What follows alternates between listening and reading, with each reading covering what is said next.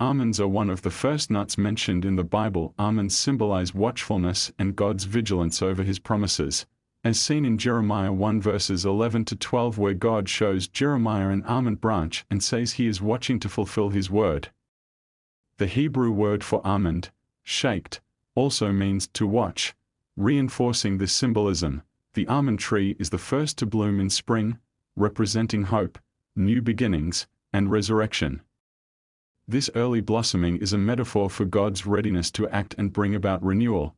Even when the fulfillment of promises seems delayed, almonds appear in the design of the sacred lampstand, menorah, in the tabernacle, Exodus 25 verses 33 to 34, symbolizing light, life, and divine presence.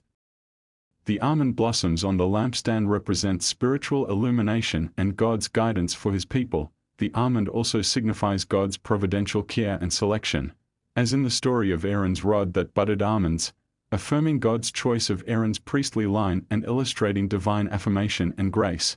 The almond tree's cycle, early bloom but delayed fruit, teaches patience and faithfulness, reminding believers that God's promises may take time but will surely come to pass. While search results focus on biblical symbolism, almonds are also known outside Scripture for their nutritional benefits, especially for brain health.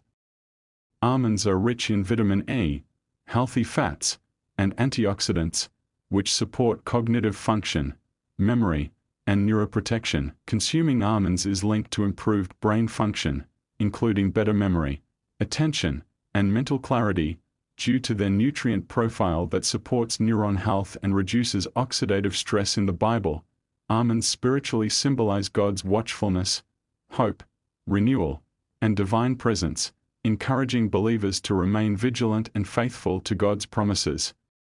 Almonds are nutritious nuts that enhance brain function through their rich content of vitamin E and antioxidants, supporting cognitive health. The almond thus bridges spiritual vigilance and physical nourishment,